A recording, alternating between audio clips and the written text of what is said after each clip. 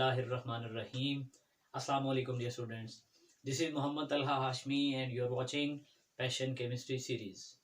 Dear students, आज के अपने लेक्चर में हम चैप्टर नंबर 8 का एक और बड़ा ही इंटरेस्टिंग टॉपिक डिस्कस करने जा रहे हैं. स्टूडेंट, आज का जो हमारा टॉपिक है that is manufacturing of ammonia bye Haber's process. Student, इस हैबर प्रोसेस के अंदर या जो हैबर प्रोसेस है वो एक्चुअली क्या होता है? हैबर प्रोसेस स्टूडेंट्स अमोनिया को इंडस्ट्रियल स्केल पर, लार्ज स्केल पर मैन्युफैक्चर करने के लिए जो है वो इस्तेमाल किया जाता है. और स्टूडेंट, इसके अंदर हमारे पास अमोनिया किस तरह से प्रिपेयर होती है. बेसिकली ये प्रोसेस आप देखिए, इसके अंदर एक रिएक्शन इन्वॉल्व है जिसमें नाइट्रोजन और हाइड्रोजन आपस में रिएक्ट करते हैं और नाइट्रोजन और हाइड्रोजन आपस में रिएक्ट करके स्टूडेंट्स क्या बना देते हैं? अमोनिया. तो अब इसे बैलेंस कर लेते हैं. हमारे पास हाइड्रोजन के 2 एटम्स हैं, यहाँ पर इधर 3 हैं, इधर हम 2 से मल्टीप्लाई कर देते हैं, इधर हम 3 से मल्टीप्लाई कर देते हैं. इस तरह से ये इक्वेशन हो जाती है बैलेंस. स्टूडेंट्स, ये एक एक्सोथर्मिक रिएक्शन है और जब आप जानते हैं कि एक्सोथर्मिक रिएक्शन में हम हीट को किधर लिखते हैं? यकीनन प्रोडक्ट साइड पे लिखते हैं. और मैं आपको इसकी वैल्यू भी बताता जाऊं कि यहां पर वैसे आप ये लिख लें या ये लिख लें, एक ही बात है. डेल्टा एच की वैल्यू -92.46 किलो जाउल पर मोल के इक्वल होती है. यानी इस रिएक्शन में इतनी अमाउंट ऑफ हीट जो है वो स्टूडेंट्स इवॉल्व होती है. इसका मतलब है ये वो रिएक्शन है जिसके जरिए हैबर्स ने अमोनिया को मैन्युफैक्चरिंग किया, प्रोड्यूस किया लार्ज स्केल पर. अब स्टूडेंट, इसमें हम आज के अपने रिएक्शन के अंदर क्या सीखने जा रहे हैं? ये रिएक्शन क्यों बेसिकली हमें बताया गया या ये इसकी क्या सिग्निफिकेंस है? स्टूडेंट, आज के इस रिएक्शन को बेसिकली स्टडी करने का मकसद या पर्पस जो है, जो हम यहाँ पर आज डिस्कस करने जा रहे हैं, ये तो इस प्रोसेस के अंदर हम डिस्कस करते हैं 2 बड़ी इंपॉर्टेंट चीजों को. स्टूडेंट्स, ये जो प्रोसेस है ये हमें एक सेटिंग प्रोवाइड करता है.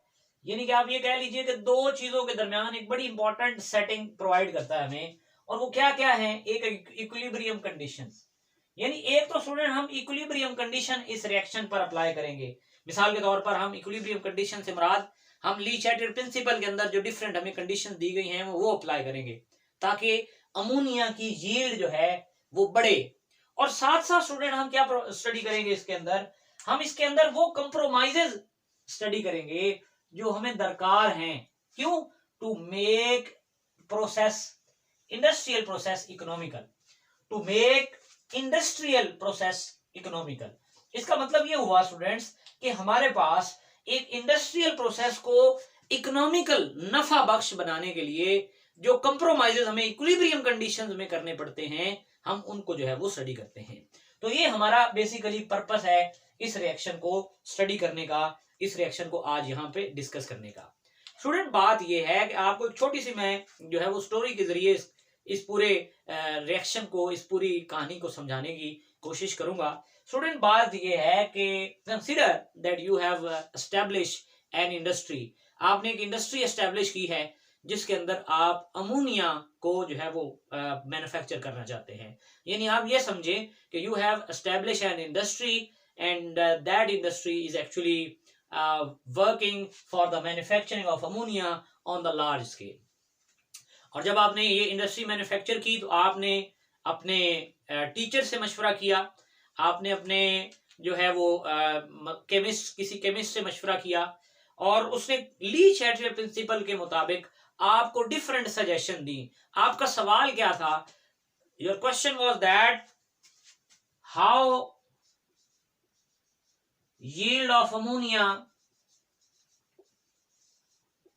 how yield of ammonia can be increased. आपका सवाल ये था कि किस तरह से you can increase the yield of ammonia. आपकी yield से मुराद क्या है? मतलब आपके प्रोडक्ट की मिकदार, concentration of the product. That was your question, that how I can increase the concentration or yield of the ammonia which is your product. क्योंकि जितना product industry में ज्यादा बनता है उतना ज्यादा वो इकोनॉमिकल हो जाता है और उतना ज्यादा फिर आपको उसमें प्रॉफिट भी आता है। इसका मतलब है आप चाहते हैं ज्यादा प्रॉफिट आए, और ज्यादा प्रॉफिट कब आएगा? जब आपके पास प्रोडक्ट ज्यादा बनेगा। जी स्टूडेंट्स, तो जब आप टीचर के पास गए और आपने कहा कि मुझे कुछ ऐसी सजेशन दे जिससे मैं यील्ड ऑफ अमोनिया बढ़ा लूं, मेरे पास प्रोडक्ट की मिकदार इंक्रीज हो जाए, तो क्या सजेशन दी गई? देखिए स्टूडेंट्स, टीचर ने कहा कि ये रिएक्शन जो है अमोनिया मैन्युफैक्चरिंग का, ये एक्सोथर्मिक है। तो आप क्या करो, आप पहला जो पॉइंट यहां पर जाकर अप्लाई करो वो ये होगा that decrease the temperature, decrease in temperature. ये तो टेम्परेचर को डिक्रीज करने से हम ये बात ऑब्जर्व करेंगे स्टूडेंट्स कि decrease in temperature will favour the reaction in the forward direction. Student, ये effect of change in temperature है, और फॉरवर्ड डायरेक्शन में अगर रिएक्शन आएगा तो हमें क्या फायदा होगा? More of the ammonia will be obtained, more of ammonia, more amount of ammonia will be obtained in the reaction. क्योंकि स्टूडेंट मैंने आपको एक ट्रिक बताया था कि जो एक्सोथर्मिक रिएक्शन होता है उसमें हीट को प्रोडक्ट साइड पर ऐड करते हैं। अब आपने जब टेम्परेचर डिक्रीज किया, मतलब आपने हीट को डिक्रीज किया, जब आप हीट डिक्रीज करेंगे इसका मतलब है आपके प्रोडक्ट की मिकदार कम हुई है। जब आपके प्रोडक्ट की मिकदार कम होगी तो रिएक्शन इधर ही आएगा। इसका मतलब ये हुआ कि एक्सोथर्मिक रिएक्शन में टेम्परेचर कम करने से रिएक्शन फॉरवर्ड जाता है। तो इसका मतलब ये हुआ कि जब रिएक्शन फॉरवर्ड जाएगा तो अमोनिया ज्यादा प्रोड्यूस होगी। इस तरह से हम उसकी यील्ड को मैक्सिमाइज कर सकेंगे, बढ़ा सकेंगे। एक बात तो ये टीचर ने बताई। फिर उन्होंने ये बताया आपको कि एक तो डिक्रीज इन टेम्परेचर करना है। आपने कहा जी बिल्कुल ठीक हो गया, डिक्रीज इन टेम्परेचर कर देते हैं। और फिर उन्होंने ये देखा कि आपके पास इस रिएक्शन के अंदर आपने दूसरा जो पॉइंट आपने इस रिएक्शन में अप्लाई करना है स्टूडेंट, वो क्या है? वो है कंटिन्यूअस विथड्रॉल ऑफ अमोनिया। ये स्टूडेंट्स, तो कंटिन्यूअस विथड्रॉल ऑफ अमोनिया के अंदर हमारे पास क्या होगा कि जैसे ही हमारे पास अमोनिया को हम कंटिन्यूअसली विथड्रॉ करेंगे रिएक्शन में से, अमोनिया क्या होगा? रिएक्शन फॉरवर्ड डायरेक्शन में शिफ्ट होगा। इसका मतलब ये हुआ कि हमारे पास हमने क्या करना है, जैसे ही अमोनिया बने आप उसकी कंसंट्रेशन को वहां से रिमूव कर ले। क्या होगा? आपने प्रोडक्ट की कंसंट्रेशन को कर दिया कम। जब प्रोडक्ट की कंसंट्रेशन कम हो गई तो आपका रिएक्शन किधर आएगा? Reaction will be shifted in the forward direction. इसका मतलब है continuous withdrawal of ammonia will favour the reaction. कौन सी डायरेक्शन में स्टूडेंट्स? In forward direction. और उससे क्या होगा? And yield of ammonia will increase. इसका मतलब है दूसरी जो बात हमने स्टडी की कि अमोनिया की यील्ड को इंक्रीज करने के लिए हमें क्या करना होगा? We will have to continuously withdraw the ammonia from the reaction mixture. तो उससे क्या होगा? उससे effect of change in concentration apply होगा और अमोनिया ज्यादा से ज्यादा बनेगी, ज्यादा से ज्यादा रिएक्टेंट्स प्रोडक्ट में कन्वर्ट हो गए। आपने कहा सर ये भी ठीक हो गया, दो बातें आपने बता दी, बिल्कुल सही, मैं ऐसे ही जाके जो है वो इंडस्ट्री में यही कंडीशन अप्लाई करूंगा। फिर तीसरी जो आपने कहा कोई सर और बात, उन्होंने कहा हाँ एक और बात, आप देखो कि रिएक्टेंट्स में मोल ज्यादा है या प्रोडक्ट्स में? आपने कहा रिएक्टेंट्स में मोल ज्यादा है। तो फिर उन्होंने कहा कि आप क्या करो, you should increase the pressure of the mixture. तो इससे क्या होगा? Increase in pressure. जी स्टूडेंट्स, तो हमारे पास इंक्रीज प्रेशर करने से, जब हम प्रेशर इंक्रीज करते हैं तो ये हमने effect of change in pressure और वॉल्यूम में पढ़ा था कि जब हम प्रेशर इंक्रीज करते हैं तो जो इक्विलिब्रियम होता है it shift towards less number of moles. Equilibrium उधर एस्टेब्लिश, उधर शिफ्ट हो जाता है जहां नंबर ऑफ मोल्स की तादाद कम होगी। जी बिल्कुल स्टूडेंट्स, आप यहां पर देख सकते हैं कि हमारे पास जो amount of number of moles हैं वो रिएक्टेंट्स के 4 हैं और प्रोडक्ट्स के 2 हैं। इसका मतलब अगर हम इस मिक्सचर पर प्रेशर बढ़ाएंगे तो ये मिक्सचर आगे की तरफ फॉरवर्ड डायरेक्शन में जो है वो प्रोसीड करेगा, और फॉरवर्ड डायरेक्शन में आने से किसकी मिकदार बढ़ेगी? Amount of ammonia will be increased, और अमोनिया की मिकदार बढ़ने से यकीनन हमारे पास अमोनिया की यील्ड इंक्रीज होगी। जी स्टूडेंट्स, तो अमाउंट ऑफ अमोनिया को बढ़ाने के लिए हमारे पास ये जो ट्रिक था, ये जो मेथड, 3 उन्होंने आपको जो है वो सजेशन दी कि क्या करें, डिक्रीज इन टेम्परेचर कर दें, कंटिन्यूअस विड्रॉल ऑफ अमोनिया कर दें और इंक्रीज इन प्रेशर कर दें। इससे क्या होगा? आपकी जो यील्ड है, क्या यील्ड, वो मैक्सिमाइज हो जाएगी, यील्ड मैक्सिमाइज हो जाएगी। आप इंडस्ट्री में गए, आपने वहां पर एसओपीज बताए कि आपने क्या करना है, आज से इंडस्ट्री के अंदर आपने टेम्परेचर हाई का डिक्रीज कर देना है, कंटिन्यूस जो अमोनिया बनेगी उसे विड्रॉ करते जाना है, और जो प्रेशर है उसको भी अच्छा खासा इंक्रीज कर देना। तो उन्होंने जो वर्कर्स थे उन्होंने ऐसे किया। तो फिर आप वेट करते रहे कि जी अमोनिया बनेगी, 1 दिन बाद, 2 दिन बाद, 3 दिन बाद, आपने बहुत वेट किया, लेकिन अमोनिया जो थी कोई 10वें 12वें दिन थोड़ी सी अमोनिया, सपोज मैं कर रहा हूं 1 ग्राम अमोनिया बन गई। आप बहुत परेशान हो गए कि भाई ये क्या हुआ, मुझे तो अमोनिया की मिकदार, ये तो अनइकोनॉमिकल हो गया, इससे तो आप सोच रहे हैं कि मैं इंडस्ट्री जो है वो डिस्ट्रॉय हो जाएगी, क्योंकि इससे तो वर्कर की सैलरीज ही नहीं हो पाएंगी मैनेज, क्योंकि इतना ठीक है 100%, मतलब यील्ड का मतलब है कि अगर आप 9 ग्राम रिएक्टेंट ले रहे हैं सपोज, या 10 ग्राम ले रहे हैं, तो 10 ग्राम ही अमोनिया बनेगी। इन कंडीशन को अप्लाई करने से ये होगा। अब उस 10 ग्राम को बनने में हो सकता है 1 माह लग जाए। इसका मतलब है आपने कहा भाई ये बात तो सही नहीं है, ये अगर ये वाले सिर्फ एसओपीज में इन बातों को फॉलो करूंगी या मैं इन बातों पर अमल करूंगी तो यकीनन फिर that will be a problematic thing, industry will not be able to run, वो प्रोसेस अनइकोनॉमिकल हो जाएगा। इस वजह से इंडस्ट्री में आपको बहुत सारे मसाइल का सामना करना पड़ेगा। इसलिए स्टूडेंट्स हमने बात की थी कि हम इस रिएक्शन में पर्पस जो है उसमें हमने बात की थी कि what we have to do, we have to make some compromises between equilibrium conditions, ये जो हमने इक्विलिब्रियम कंडीशन अप्लाई की हैं, and to make industrial process economical. अब इससे तो ये इन कंडीशन को अप्लाई करने से तो ये प्रोसेस अनइकोनॉमिकल हो जाता है। तो हम क्या बनाना चाहते हैं इसको इकोनॉमिकल, क्योंकि एक इंडस्ट्रियलिस्ट क्या चाहेगा, he will want some profit। अगर उसे प्रॉफिट नहीं आ रहा, वो सैलरी भी पूरी नहीं कर पा रहा, तो फिर क्या करेगा, वो इंडस्ट्री क्लोज कर देगा। लेकिन if you want to make some economical, if you want to make this process economical, then what, जी तो इससे फिर आपके माइंड में ये आया कि you should optimise between 2 things. क्या क्या 2 चीजें थी students, one was the rate and other was the yield. आपने कहा भी सिर्फ ये नहीं होना चाहिए कि यील्ड ही 100% हो, चाहे वो 1 माह में 10 ग्राम अमोनिया मिले, नहीं, आपने कहा मुझे 2 चीजों में ऑप्टिमाइज करने की जरूरत है जिससे मैं इंडस्ट्रियल प्रोसेस को इकोनॉमिकल बना सकूं। यानी now you have to do some compromises on these conditions, on these equilibrium conditions। why you will make compromises, you are wishing to make these compromises only to optimize the rate and yield। आप चाहते हैं कि ना ज्यादा yield हो, rate भी ज्यादा हो ना, ताकि आपका प्रोसेस इकोनॉमिकल बन सके। उसके लिए स्टूडेंट्स आपने डिफरेंट चीजों को स्टडी किया। मिसाल के तौर पर जो पहली चीज आपने उसमें स्टडी की वो था affect of temperature on the value of K C. पहले तो आपने केसी की वैल्यू कैलकुलेट की ना, कि केसी की वैल्यू क्या होगी इसके लिए। तो स्टूडेंट्स आप जानते हैं कि इस रिएक्शन का जो केसी का एक्सप्रेशन है, और वो स्टूडेंट्स क्या होता है, केसी जो है बेसिकली इक्विलिब्रियम कांस्टेंट जो होता है वो बेसिकली बराबर होता है स्टूडेंट्स किसके, प्रोडक्ट की कंसंट्रेशन। और प्रोडक्ट की कंसंट्रेशन क्या है, NH3 हमारे पास प्रोडक्ट है और उसके 2 मोल्स हैं तो रेज्ड पावर 2 हो जाएगा। और फिर स्टूडेंट हमारे पास रिएक्टेंट्स क्या है, रिएक्टेंट्स हमारे पास N2 है, और साथ में स्टूडेंट्स क्या है, साथ में हमारे पास जो है वो H2 है और उसकी पावर में 3 है। और स्टूडेंट ये हमारे पास केसी आ गई। तो आप जानते हैं कि ये केसी जो है, ये इक्विलिब्रियम कांस्टेंट जो है, ये एक टेम्परेचर डिपेंडेंट क्वांटिटी है। आप ये बात भी बड़े अच्छे तरीके से जानते हैं कि जो केसी है वो क्या होती है, वो एक टेम्परेचर डिपेंडेंट क्वांटिटी है,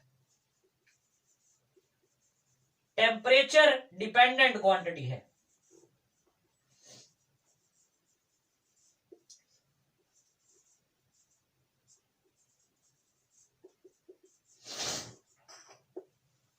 ये आपने कहा कि ये एक टेम्परेचर डिपेंडेंट क्वांटिटी है, मतलब टेम्परेचर पर डिपेंड करती है। इसके टेम्परेचर को इंक्रीज या डिक्रीज करने से इसकी वैल्यूज चेंज होती हैं। तो फिर आपने कहा कि क्यों ना आप क्या करें, आप इस केसी का जो टेम्परेचर के साथ रिलेशन है उसको पहले स्टडी करें। तो इसका मतलब है हम एक ग्राफ को देखेंगे जिस ग्राफ की मदद से हम क्या करेंगे, we will find a relation between KC and temperature. तो स्टूडेंट्स जी, तो हमने फिर कहा कि चलिए effect of temperature on KC को स्टडी करते हैं।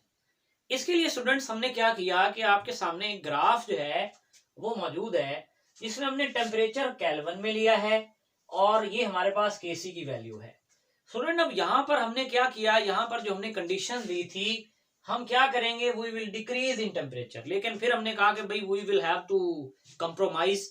अब स्टूडेंट आप देख सकते हैं वैसे लो टेम्परेचर पर हमारे पास केसी की वैल्यू मैक्सिमम है। इसका मतलब है लो टेम्परेचर पर केसी की वैल्यू मैक्सिमम होने का मतलब है कि प्रोडक्ट की कंसंट्रेशन हमारे पास मैक्सिमम होगी, यानी प्रोडक्ट हमारे पास अमोनिया बहुत ज्यादा बन रहा होगा, यील्ड उसकी ज्यादा होगी। लेकिन हमने कहा कि हम क्या चाहते हैं, we want to optimise the rate and the yield. इसका मतलब है, आप देखिए फिर हमने क्या किया, टेम्परेचर 300 पर लेकर आए, फिर हमारे पास केसी की वैल्यू कम हुई, 400 पर और कम हुई, लेकिन और हायर टेम्परेचर पर जाते हैं तो केसी की वैल्यू तो बहुत कम हो जाती है, 0 और 10⁻⁻1। इसका मतलब ये हुआ कि हमने कहा कि भाई ना तो हमें ये ज्यादा कम जिसमें केसी की वैल्यू बहुत कम है ना वो वाली वैल्यूज हमारे लिए सूटेबल है, और ना वो वाली वैल्यू हमारे लिए सूटेबल है जिसमें उसकी वैल्यू ज्यादा है और रेट कम है। आपने कहा you will have to optimise. अब इस ग्राफ में हमें क्या चीजें मिल रही हैं, इस ग्राफ, ये हमें ग्राफ बता रहा है बेसिकली कि by the increase in temperature, increase in temperature क्या हो रहा है students, value of KC decreases irregularly. यानी स्टूडेंट हमारे पास केसी की जो वैल्यू है दैट इज डिक्रीजिंग इरेगुलरली, उसमें कमी आ रही है, कोई रेगुलर इंक्रीज तो नहीं है, लेकिन यकीनन हमारे पास वो वैल्यू केसी की क्या कर रही है, दैट इज डिक्रीजिंग। इसका मतलब ये हुआ कि हम यहां पर ये कह सकते हैं स्टूडेंट्स कि अगर हमारे पास टेम्परेचर और जो केसी है इस रिएक्शन के लिए, टेम्परेचर और जो केसी है इस रिएक्शन के लिए स्टूडेंट, उनमें एक इनवर्स रिलेशन पाया जा रहा है कि जब टेम्परेचर ज्यादा होगा तो केसी की वैल्यू कम होगी, और जब टेम्परेचर कम होगा तो केसी की वैल्यू लार्ज होगी। तो हम क्या चाहते हैं, we want to optimise, we want to find the optimum conditions. इसके लिए फिर आपने सोचा कि चले टेबल से आपको आइडिया हो गया कि कौन से टेम्परेचर पर कितनी केसी की वैल्यू है। अब आपने कहा कि let's we study a graph. तो स्टूडेंट हमने क्या किया, we have a graphical explanation that is very important to understand this lecture. तो हमने कहा कि चलिए ग्राफिकल एक्सप्लेनेशन की तरफ चलते हैं, इसकी ग्राफिकल रिप्रेजेंटेशन की तरफ चलते हैं। तो हमने ग्राफ प्लॉट किया कि जिसके अंदर यील्ड को अलोंग वाई एक्सिस लिया गया है और टेम्परेचर को अलोंग एक्स एक्सिस लिया गया है, and that temperature is taken in degree centigrade. और ये यील्ड हमारे पास 0%, 10%, 20%, 30%, 40% अप टू 100%। स्टूडेंट और यहाँ पर 2-3 बड़ी इंपॉर्टेंट बातें हैं कि हम यहाँ पर 5 डिफरेंट स्टैंडर्ड ऑपरेटिंग प्रेशर पर काम कर रहे हैं, यानी कि there are 5 different sort of pressure जो हमने अप्लाई किए। और इसकी रीजन क्या है, ताकि हम कोई एक सोल्यूशन ढूंढ सकें, हम एक ऑप्टिमम कंडीशन ढूंढ सकें कि जिसके अंदर यील्ड और रेट जो है दोनों मुनासिब हों और वो इतने हों कि इंडस्ट्रियल प्रोसेस इकोनॉमिकल हो सके। तो स्टूडेंट इस ग्राफ को जरा स्टडी कीजिए और देखिए, मैं आपको डिफरेंट चीजें जो है वो बताने जा रहा हूं। स्टूडेंट जब आप देख सकते हैं मेरे पास टेम्परेचर लो है, जैसे हमने टेम्परेचर लो रखा था, और प्रेशर क्या है, हाई है, 1000 प्रेशर है, टेम्परेचर लो है, आप देख सकते हैं that yield is very high, और yield is approximately you can say about equal to 100। लेकिन स्टूडेंट इसका जो रेट है बहुत स्लो है, इसका रेट ऑफ रिएक्शन जो है वो बड़ा स्लो है। इसका मतलब है यहां पर यील्ड मैक्सिमम है, लेकिन यहां पर स्टूडेंट क्या है, रेट जो है वो बहुत स्लो है, इसलिए हमारे लिए ये प्रोसेस इकोनॉमिकल नहीं है। यहां पर ये वाले जो ग्राफ है ये हमें ये स्टूडेंट्स बता रहा है कि ये जो इतना प्रेशर है इस पर ये प्रोसेस क्या बन जाता है स्टूडेंट, अनइकोनॉमिकल बन जाता है, अनइकोनॉमिकल हो जाता है, क्योंकि यहां पर यील्ड तो मैक्सिमम है लेकिन रेट बहुत स्लो है। हमने कहा भी ठीक है, और यहां पर आए तो ये तो बिल्कुल ही जैसे ये 10 है, यील्ड भी बहुत ही कम और रेट चाहे जितना हो यील्ड बहुत कम है। यहां पर आए, यहां पर भी 100 पर भी, ये जो दो कंडीशन है ये वाली और ये वाली, ये भी हमारे लिए एक्सेप्टेबल नहीं है। क्यों नहीं है? क्योंकि इन पर भी आप देखेंगे यील्ड और रेट कोई इतने खास नहीं। इसका मतलब है फिर अब दो चीजें रह गई। कौन कौन सी? एक हमारे पास कंसिडरेशन में रह गई 600 टेम्परेचर पर, प्रेशर पर, और एक हमारे पास रह गई 300 प्रेशर पर, और इसमें हमने इनको कंपैरिजन किया। स्टूडेंट जब हम इन दोनों को स्टडी करते हैं इसका मतलब है पहली और ये वाली जो ये दो हैं ये हमारे लिए एक्सेप्टेबल नहीं है, ये वाली इंडस्ट्रियल लिहाज से हमारे पास इकोनॉमिकल नहीं है। तो फिर हमने क्या कहा? हमने कहा कि भाई यहां पर भी जो है ना यील्ड तो ज्यादा है लेकिन यहां पर भी रेट जो है वो इतना फास्ट नहीं है और इतना स्लो भी नहीं है, लेकिन रेट क्या है यहां भी स्लो है। तो फिर हमने क्या कहा? हमने कहा कि फिर हमारे पास जो इंडस्ट्रियल कंडीशन है स्टूडेंट्स, उसको मैं अब सर्कल करने लगा हूं आपके सामने। वो इंडस्ट्रियल कंडीशन हमारे पास क्या है? That is about 300 atmospheric pressure. और ये 300 टेम्परेचर देखा तो हमने कहा कि भाई टेम्परेचर भी देख लीजिए यहां पर टेम्परेचर कितना है। तो स्टूडेंट यहां पर आपके सामने हमारे पास जो टेम्परेचर था वो कितना था? वो 400 डिग्री सेंटीग्रेड था। इसको आप केल्विन में भी कन्वर्ट कर सकते हैं।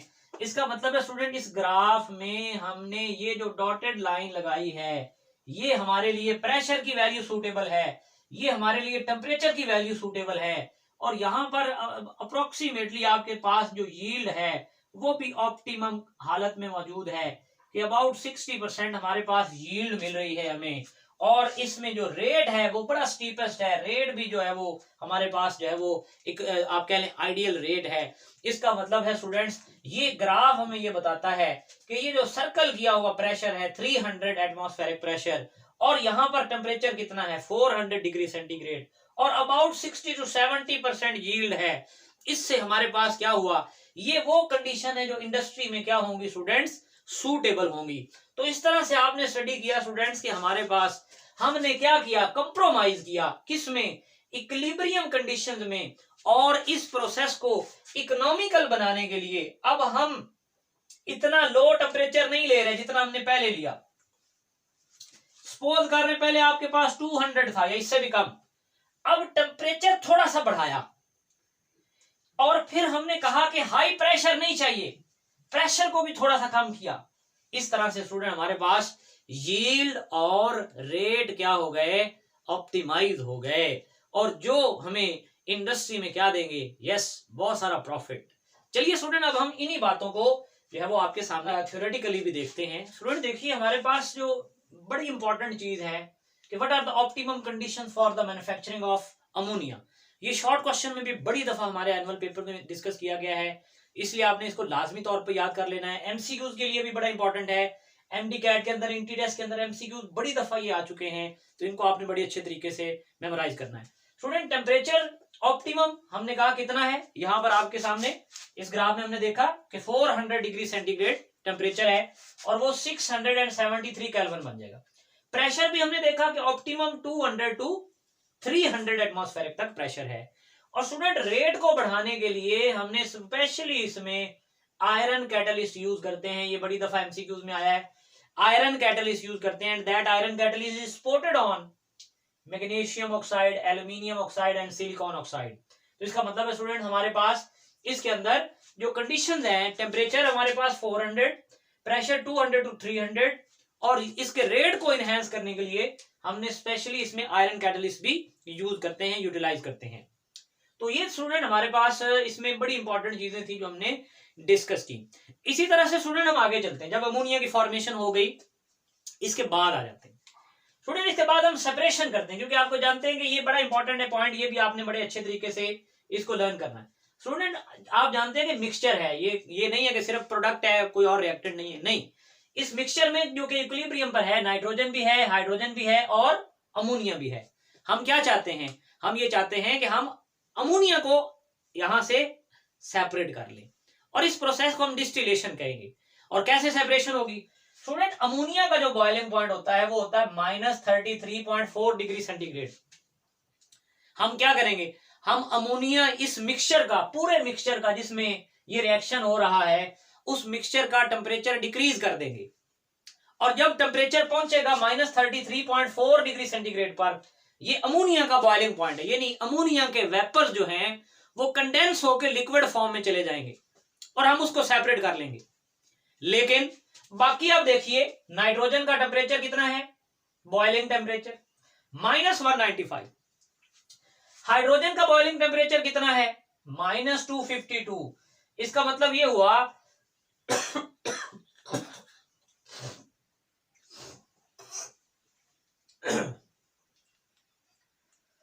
इसका मतलब ये हुआ कि जो नाइट्रोजन और हाइड्रोजन है उनके जो बॉइलिंग टेम्परेचर है वो बहुत कम है, वेरी लो। इस वजह से ये इस मिक्सचर में गैसियस फॉर्म में ही रहेंगे, ये गैसेस की हालत में ही मिक्सचर के अंदर रहेंगे और अमोनिया लिक्विड फॉर्म में हम क्या कर लेंगे, that will be separated from this mixture. इसी तरह स्टूडेंट कुछ एमसीक्यूज हैं अबाउट 30, जितनी हमारी जमीन पर नाइट्रोजन फिक्सेशन हो रही है उसमें से 13% हाइपर प्रोसेस की मदद से होती है, यानी 13% of nitrogen fixation is taking place due to the hyper process. और स्टूडेंट एक और MCQ, about 110 million tons of ammonia is produce per year, यानी एक साल में हमारे पास तकरीबन 110 million ton of ammonia is manufactured. और इसी तरह से इसमें से जो ज्यादातर अमोनिया होती है स्टूडेंट, ये बात याद रख लीजिए, ये भी बड़ा इंपॉर्टेंट हमारा एमसीक्यू है कि 80% इज यूज्ड इन फर्टिलाइजर्स, और इसमें से कुछ पॉलीमर्स बनाने के लिए, नायलॉन वगैरह बनाने के लिए भी यूज होती है। तो ये स्टूडेंट हमारा आज का लेक्चर था। उम्मीद करता हूं कि ये आपको अच्छी तरह से क्लियर हो गया होगा। नेक्स्ट लेक्चर तक इजाजत दीजिए, अल्लाह हाफिज।